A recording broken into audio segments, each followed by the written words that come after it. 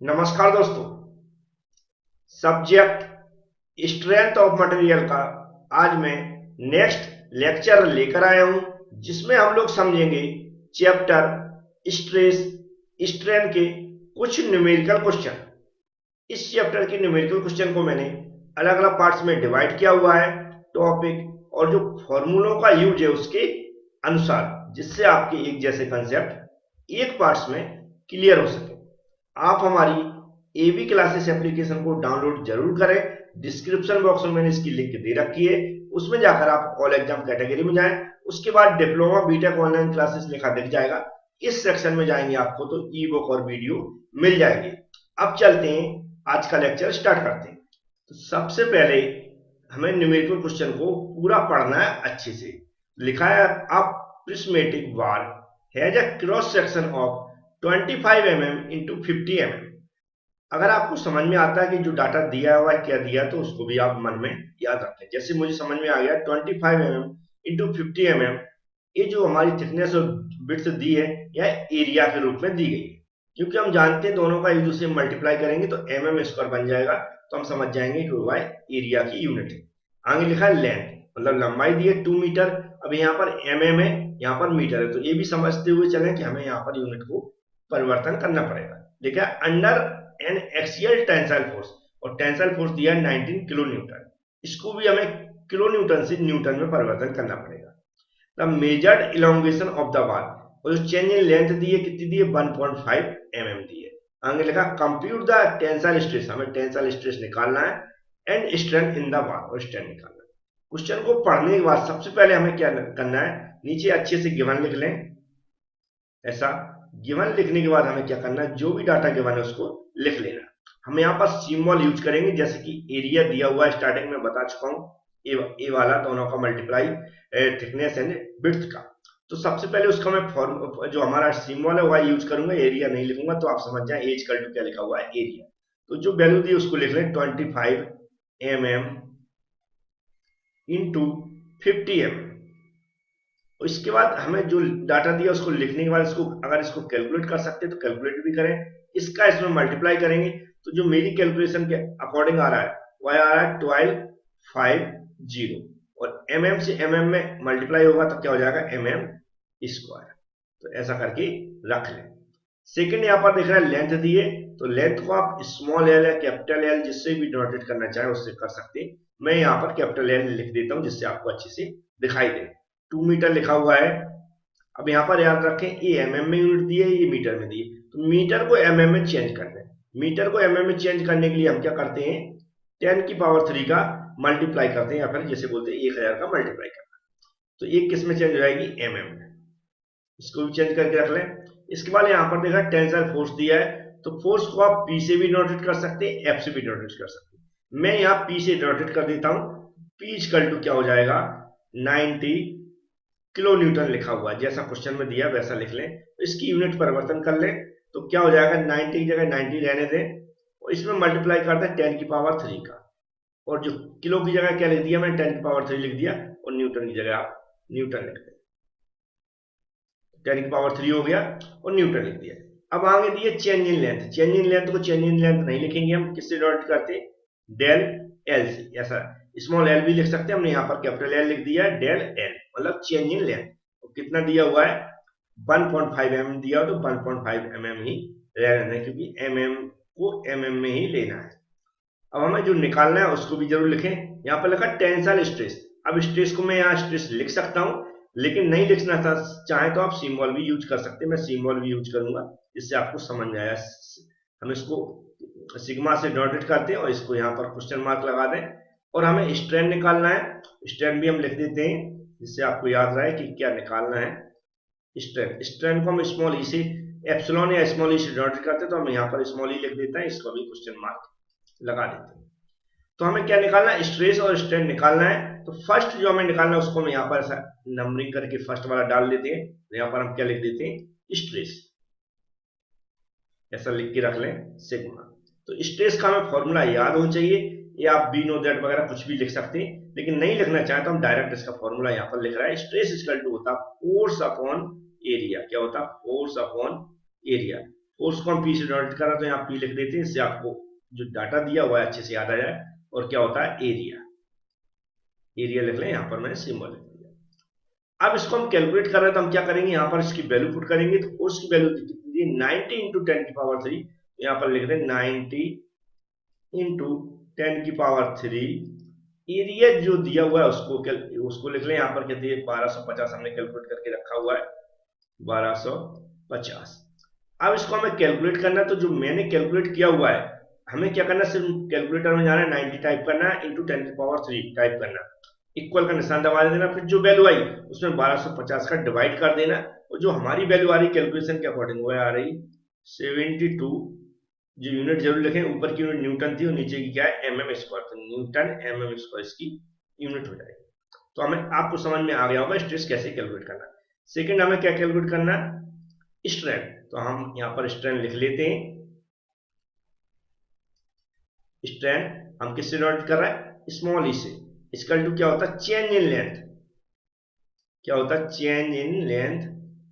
इसको मैं इसलिए लिख रहा हूं इससे आपको याद हो जाए चेंज इन लेंथ, और ब्रैकेट में हम क्या लिख देंगे डेल एल अपॉन क्या होता है ओरिजिनल लेंथ, अपॉन क्या होता है ओरिजिनल लेंथ। ओरिजिनल लेंथ भी लिख दें आप यहां, ओरिजिनल लेंथ। ओरिजिनल लेंथ को जिससे डॉटेड किया हुआ है भी यहाँ पर ब्रैकेट में लिख दें।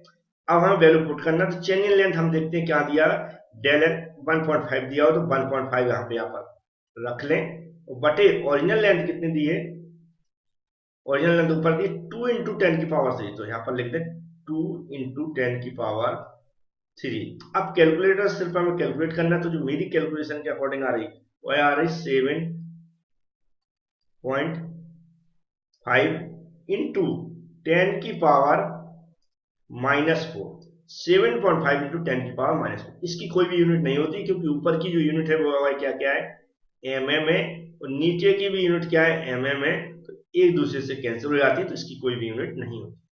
इस तरह हमें सिंपल सा न्यूमेरिकल था, स्ट्रेस और स्ट्रेन कैलकुलेट करना था, आपको समझ में आ गया होगा। अब सेकंड न्यूमेरिकल क्वेश्चन की ओर चलेंगे।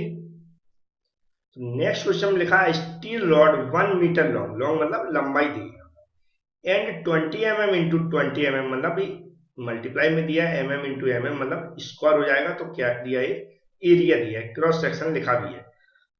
इस subjected to a tensile force, force दिया है 40 kilometre. Determine the elongation of the rod, मतलब चेंज इन लेंथ निकालना है, इलोंगेशन लिखा हुआ है। If modulus of elasticity for the rod material 20 gigapascal दिया हुआ। तो यहाँ पर न्यूमेरिकल क्वेश्चन पढ़ने के बाद सबसे पहले ऐसा हर बार करते हैं, यहाँ भी हमें वही करना है, जो डाटा गिवन है उसको लिख लेना, और जिस भी यूनिट में परिवर्तन हो रहा है उसको परिवर्तन करके रख लेना। जैसे यहाँ पर लेंथ दी है, लेंथ का सिंबल मैं कैपिटल एल से यूज कर रहा हूँ, तो एल इक्वल टू क्या लिख देंगे 1 मीटर। अब इसको हम परिवर्तन करना, तो 1 इंटू क्या हो जाएगा 10 की पावर 3 mm, किसमें चेंज करना है हमें mm में चेंज करना है, तो क्या कर दिया मैं 10 की पावर 3। अब यहाँ सेकेंड जो डाटा दिया हुआ है एरिया का दिया हुआ, तो एरिया mm में ऑलरेडी दिया हुआ, तो ए इक्वल टू क्या हो जाएगा 20 mm इंटू 20 mm। तो इन दोनों का अगर एक दूसरे मल्टीप्लाई करेंगे तो कितना हो जाएगा 400 mm स्क्वायर। थर्ड यहाँ पर क्या दिया, फोर्स दिया है, फोर्स को हमने कैपिटल पी से डिनोटेट किया हुआ है, तो पी इक्वल टू क्या लिख देंगे 40 किलो न्यूटन। अब इसको किलो को हटाना है, तो हम क्या करेंगे 40 में 10 की पावर 3 का मल्टीप्लाई कर देंगे, और हम क्या लिख देंगे यहाँ न्यूटन लिख देंगे। आगे हमें इलोंगेशन निकालना है, तो हमें क्या निकालना है डेल एल निकालना है, तो इसको मैं मार्क करके रख लेता हूँ question mark.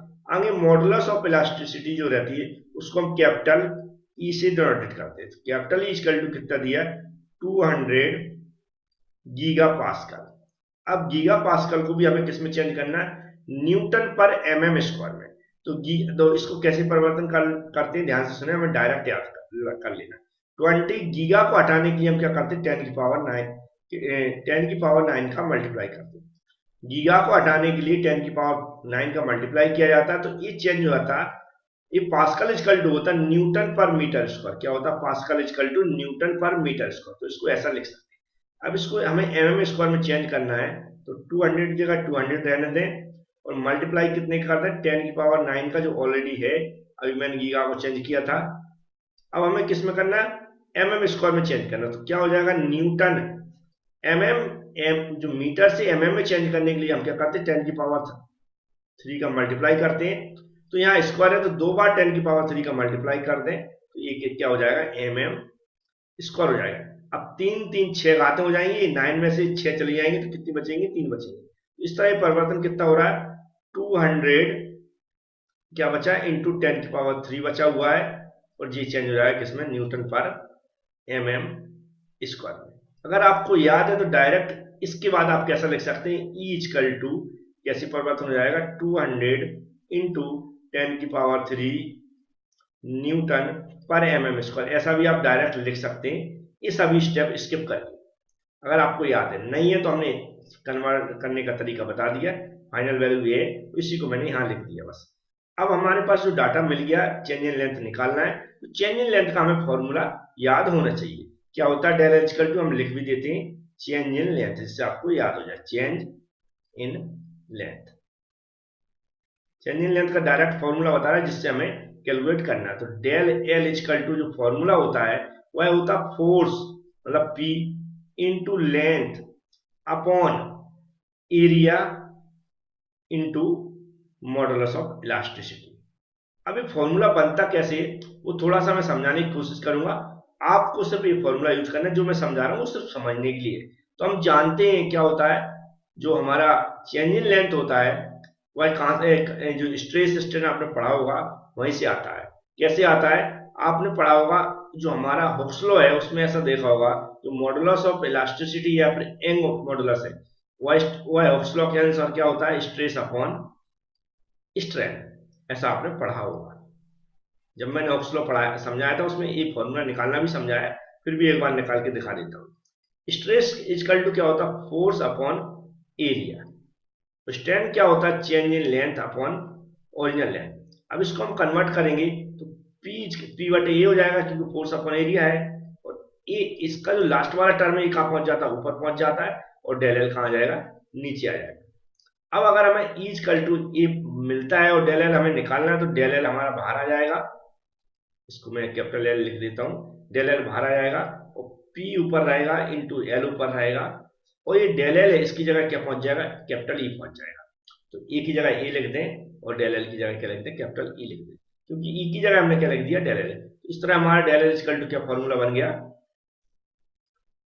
P into L upon ए इंटू ई, जो मैंने यहाँ पर लिख दिया है। याद रखें अगर मुझे ई निकालना है, ऑलरेडी ई निकालना है तो हम P into L A into del L लिख देंगे। इस तरह कोई भी डाटा इस फॉर्मूले से निकाल सकते हैं। कोई भी यहाँ पर कितने ई हो गया, पी हो गया, एल हो गया, ए हो गया, डेल, इसमें 4 वैल्यू गिवन रहती है, कोई एक अननोन रहती है, हम उससे इस फॉर्मूले से कोई एक वैल्यू निकाल सकते हैं। तो जो डाटा दिया उसको यहाँ पर नोट कर लेते हैं, del L equal to P equal to force दिया, आप देख सकते हैं यहाँ पर दिया कितना, 40 इंटू 10 की पावर 3। तो आप अच्छे से लिखें पूरा जमा के, 40 इंटू 10 की power 3 into L equal to क्या दिया, 1 इंटू 10 की पावर 3, 1 इंटू 10 की पावर 3 लिख लें बटे।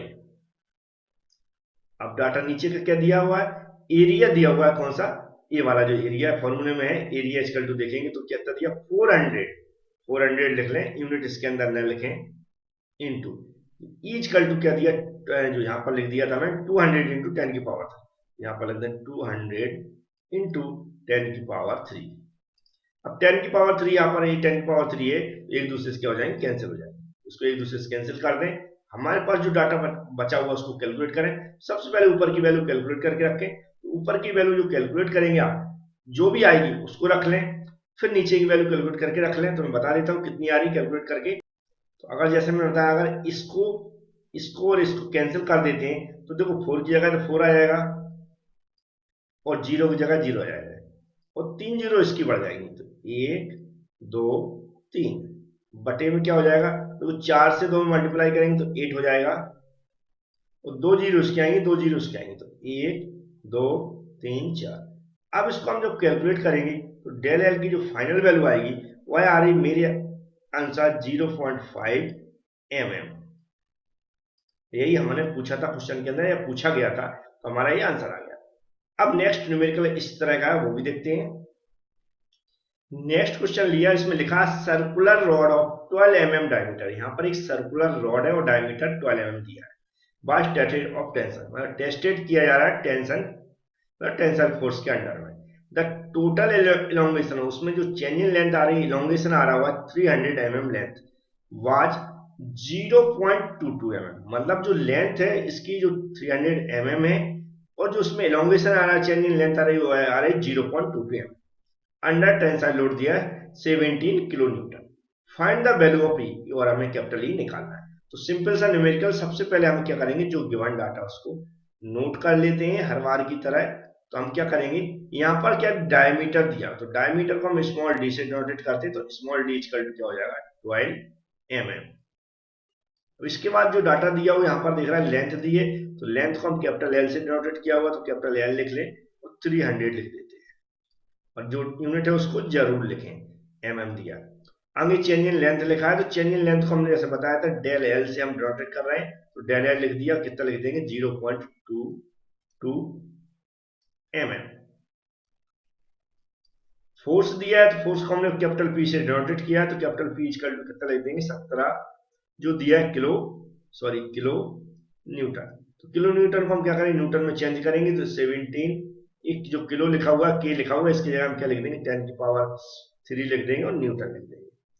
इसके अलावा जो जो निकालना है capital E, modulus of elasticity या फिर यंग मॉडुलस, उसको हम क्वेश्चन मार्क करके लिख देंगे। इसके अलावा कोई डाटा नहीं दिया है। अब जो बात है मैं ध्यान से जो बोल रहा हूं उनको ध्यान से सुने। हमें क्या निकालना है, कैपिटल ई। अब इसकी कंसेप्ट क्या होती है, अकॉर्डिंग टू हुक्स लॉ आपने पढ़ा होगा, क्या होगा, अकॉर्डिंग टू हुक्स लॉ या बी नो दैट, आप कुछ भी लिख सकते हैं। हम यहाँ पर डायरेक्ट लिख रहे हैं, क्या दिया है यहाँ पर, मॉडुलस ऑफ इलास्टिसिटी। क्या निकालना, मॉडुलस ऑफ इलास्टिसिटी, इलास्टिसिटी, जिसे हम किससे, जो कैपिटल ई दिया है डायरेक्ट, उससे डिनोटेट करते हैं, तो हम यहाँ पर कैपिटल ई लिख देते हैं। तो अकॉर्डिंग टू हुक्स लॉ, जैसे मैंने जस्ट ऊपर वाले अभी न्यूमेरिकल क्वेश्चन बताया था, क्या बताया था, स्ट्रेस अपॉन स्ट्रेन, ऐसा बताया हुआ था। अब स्ट्रेस स्ट्रेन की जब फॉर्मूला रखते तो हमारा फॉर्मूला क्या बन जाता है, ई इक्वल टू, जो फॉर्मूला बन जाता है अभी बताया था, force into length upon area into change in length. इस फॉर्मूले को हमें याद करके चलना है। अगर आप ऐसा स्ट्रेस अपॉन स्ट्रेन लिख देते तो और अच्छी बात है, और अच्छे से समझाने का तरीका है, लेकिन आपको ये फॉर्मूला याद करना। इसी फॉर्मूले से मैंने बताया था डेल एल भी निकाल लेते, तो डेल एल इक्वल टू ई यहाँ जाता है और डेल एल इधर पहुंच जाता है, लेकिन हमें अभी ई निकालना, तो ऐसा ही रखे रहना। हमें इक्वल दबा देना और सारी वैल्यू पुट कर देना। दस फोर्स की कितनी दी है, 17 इंटू 10 की पावर 3 इंटू क्या एल की वैल्यू रखना, तो एल की 300 दी है, तो 300 लिख लें यहाँ पर, बटे में जो वैल्यू दी है उनको भी लिख लें। अब यहाँ पर क्या दिया हुआ है, तो एरिया दिया है, तो एरिया अब हमारे पास नहीं है, क्योंकि यहाँ पर डायमीटर दिया है और क्रॉस सेक्शनल एरिया कैसा, सर्कुलर है। तो जब भी ऐसा फंस जाए तो हमें एरिया निकालना है। तो एरिया में यहाँ पर निकाल के दिखा रहा हूँ, आपको पहले ही निकाल के रख लेना है। तो एरिया में यहाँ पर लिख देता हूँ, एरिया ए इक्वल टू, जो सर्कुलर क्रॉस सेक्शन है उसके लिए होता है π/4 इंटू डी स्क्वायर। अब इसको हम क्या करेंगे, π/4 को π/4 की जगह रहने देंगे, इंटू डी की वैल्यू जो डायमीटर दिया कितना दिया, 12 दिया है, तो मैं सब ब्रैकेट लगाएंगे, 12 लिखेंगे, उस पर स्क्वायर चला देंगे। इसको एक ही बार में कैलकुलेट कर सकते हैं, शिफ्ट दबा के आपके कैलकुलेटर में पाई आ जाएगा, तो पाई रख के उसमें 4 का डिवाइड कर दें, फिर मल्टीप्लाई करते हैं 2 बार 12 का, 12 मल्टीप्लाई 12। ठीक है, तो इसकी जो वैल्यू आ रही है वाई, जो मैंने कैलकुलेट करके रखी है एरिया की, वाई आ रही है 113.09 और mm स्क्वायर। अब जो एरिया की वैल्यू कैलकुलेट करेंगे उसको हम कहां रख देंगे, यहां पर रख देंगे। एरिया की जगह कितना है, 113.09 इंटू क्या दिया, डेल एल दिया, तो डेल एल की वैल्यू 0.22 दी है, तो हम क्या करेंगे 0.22 यहां पर रख लेंगे।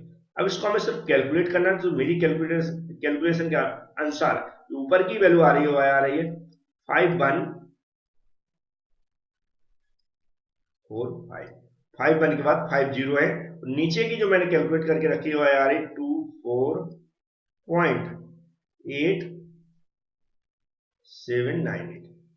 अब ये कैलकुलेट करने के बाद हमें क्या करना है, 2 बार में कैलकुलेट करें, अब एक बार में कैलकुलेटर से इसको वैल्यू निकालने की कोशिश न करें, उससे आंसर गलत आता। तो ऊपर की वैल्यू पहले कैलकुलेट करके रख लें, फिर नीचे कैलकुलेट करके रख लें, फिर ऊपर वाली वैल्यू में नीचे वाली वैल्यू का डिवाइड करें।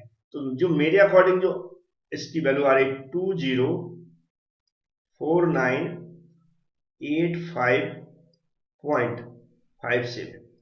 अब इसकी जो यूनिट बनेगी क्या बनेगी, न्यूटन ऊपर रहेगी और नीचे क्या हो जाएगी, MM square.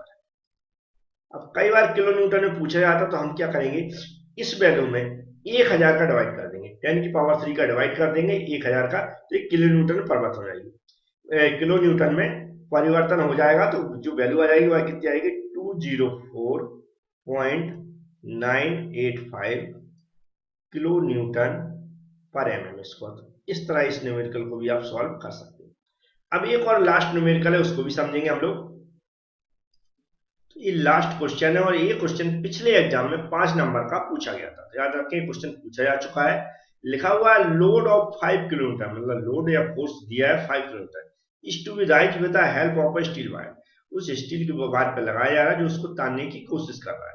Find the minimum diameter, उस वायर का हमें डायमीटर निकालना है। आगे दिया है if the stress not to be exceeded, उसका जो स्ट्रेस है वो 100 मेगापास्कल से ज्यादा ना हो। तो न्यूमेरिकल क्वेश्चन पढ़ने के बाद हर बार की तरह इस बार भी हम क्या लिखेंगे, जो डाटा गिवन है उसको नोट करें।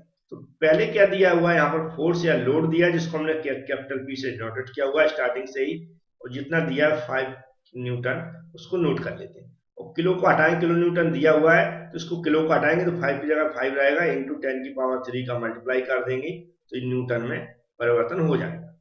इसके बाद हमें डायमीटर निकालना है, तो हम यहाँ पर क्या लिख देंगे, स्मॉल डी हमें निकालना है, इसको ऐसा लिख देंगे।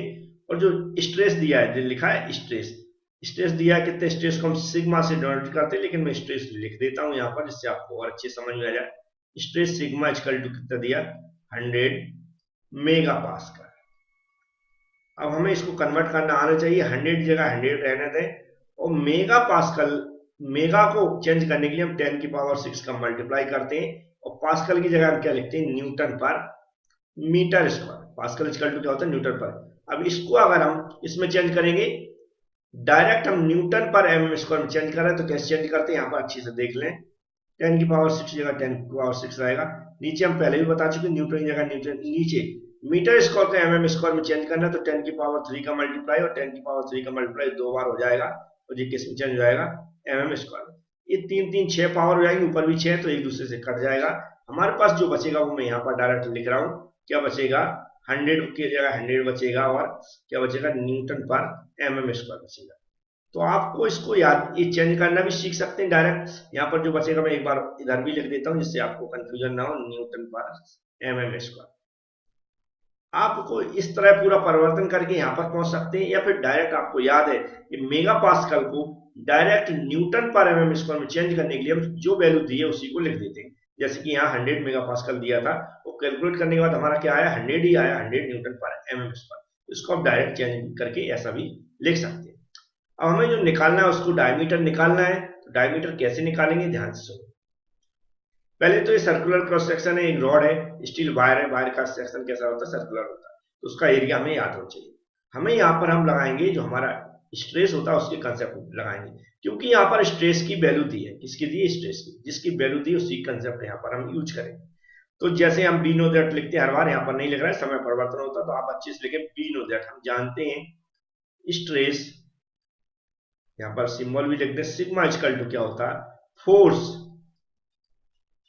फोर्स को हम किससे डिनोट करते हैं, कैपिटल पी से, अपन क्या होता है, एरिया। ये आप लोगों को हम कई बार पढ़ा चुके हैं। अब यहाँ पर हम अगर सारे वैल्यू पुट करते हैं, जैसे कि फोर्स की वैल्यू क्या दी है यहाँ पर, सॉरी सबसे पहले स्ट्रेस की वैल्यू क्या दी है, 100, तो यहाँ पर ऐसा 100 लिख के रख लें। फोर्स की वैल्यू कितनी दी है, 5 इंटू 10 की पावर 3, तो इसको हम 5 लिखें, इंटू 10 की पावर 3 लिख लें। एरिया इक्वल टू, सर्कुलर बार के लिए ऊपर भी बताया था मैंने क्या होता है, pi by 4 into D square, जबकि हमें डी निकालना है।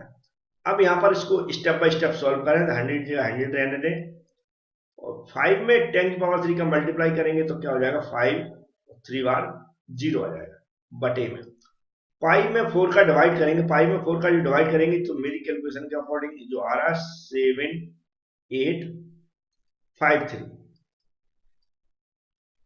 इंटू डी की पावर 2, डी की पावर स्क्वायर रहने दें या 2 रहने दें। ठीक है, हमने सिर्फ क्या किया, इसको मल्टीप्लाई करके रख लिया और पाई में 4 का डिवाइड कर दिया। अब हम क्या करेंगे, डी की वैल्यू निकालना है तो डी को सबसे पहले बाहर निकालना, जैसा कि मैं यहाँ पर निकाल रहा हूँ, डी को बाहर निकाल लिया। अब ये निकलता कैसे, डी की जगह हम क्या कर सकते हैं, 100 को रिप्लेस कर दिया। हमने क्या किया, डी स्क्वायर को 100 की जगह लिख दिया और 100 को हमने डी स्क्वायर की जगह लिख, डी स्क्वायर की जगह लिखते हैं। तो कैसे लिखेंगे, तो डी स्क्वायर पूरा बाहर निकाल दिया, ऊपर की वैल्यू जैसी की तैसी रहने दें 5000, 5000 है, इसमें कंफ्यूज ना हो, और नीचे की वैल्यू जैसी की तैसी रहने दें 0.7853 इंटू कितना हो जाएगा 100। सिर्फ हमने क्या किया, ये डी स्क्वायर को ऊपर 100 की जगह लिख दिया और डी स्क्वायर की जगह हमने 100 लिख दिया। ऐसा कर सकते हैं मैथमेटिकली, क्रॉस मल्टीप्लाई करके ऐसी आंसर आएगा तो हमने डायरेक्ट लिख दिया। अब इसको हम आगे और सॉल्व करेंगे, तो यहाँ पर भी यहीं पर हम सॉल्व कर रहे हैं, तो इसको मैं ऐसा लाइन बना देता हूँ, तो डी स्क्वायर की जगह डी स्क्वायर ही रहने दें, और जब हमने 5000 की जगह 5000 ही रहने, जैसे मैंने बताया था कि अगर कोई कैलकुलेशन है तो दो तीन स्टेप में करने की कोशिश करें।